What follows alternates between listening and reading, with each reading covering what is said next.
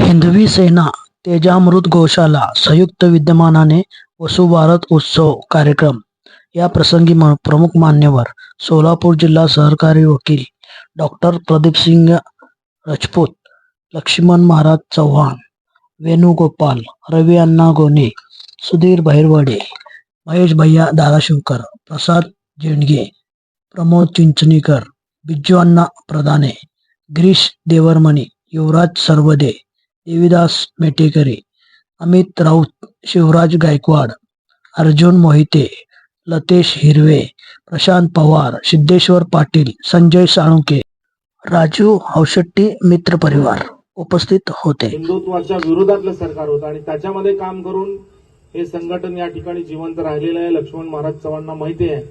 आमच्यावर देखील प्रत्येकावर या ठिकाणी गुन्हे दाखल झालेले होते, परंतु त्यावेळेला आमच्याकडे प्रत्येकाकडे स्मार्टफोन नव्हता कुठलाही पुरावा त्या ठिकाणी ठेवण्यासाठी.